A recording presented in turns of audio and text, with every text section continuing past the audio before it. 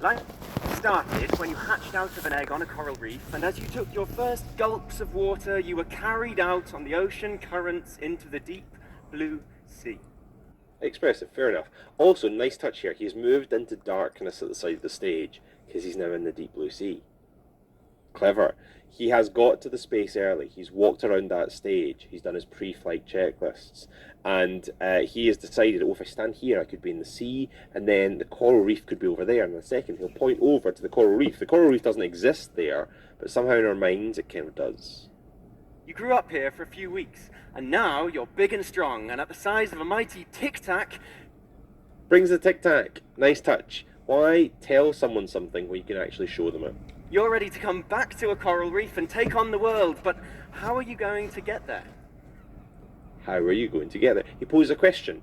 Questions encourage your audience to imagine an answer, or it might make them more curious about what that answer actually is.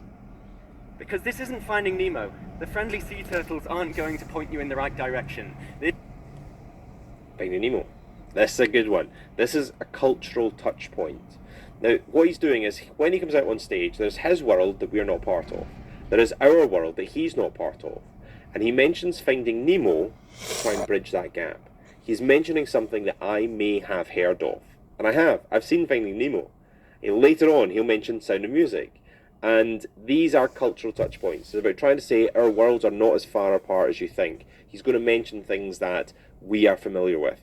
It's like imagine you're watching a really long presentation and someone mentions your hometown.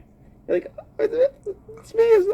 You're somehow more connected to them because all of a sudden they're mentioning something that you are deeply familiar with. This is his exact ploy.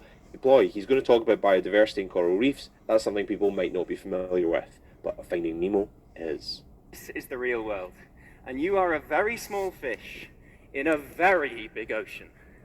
Don't throw things at your audience. I wouldn't be doing that. You can't see a reef. They're too far away. See? You can't smell a reef. The current's going in the wrong direction. Smell. But you can hear a reef. They're really Hear. noisy places. Turtles crunch.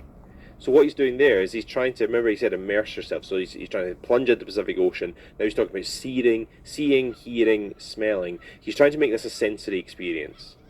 Clever. Shrimp snap their claws. Fish whoop and grunt and chatter and buzz.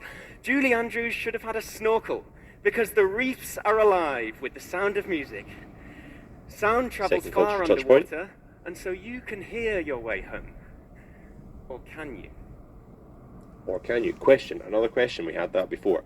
Now this also is an interesting point because it marks the end of phase 1. This talk has 3 distinct phases. Phase 1, quirky, light-hearted, sound of music, Finding Nemo, make them care, make them care, make them care. Phase 2, the thing that you care about is under threat. I'm sad, you're sad, we're all sad. This takes us into phase 2, brings the tone down. I'm a marine biologist.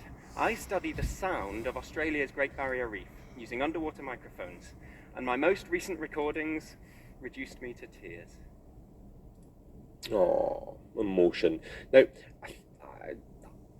I rolled my eyes at this, I did, because I didn't feel he had actually cried over his data. However, I do encourage researchers to use emotion in their presenting every single time.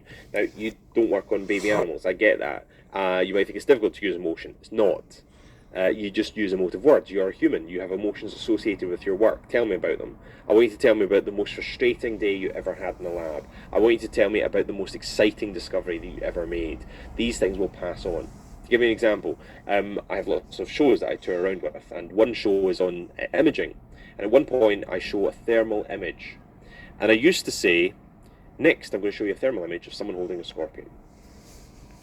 I changed the way I introduced that slide a couple of months into the tour. I didn't change the image.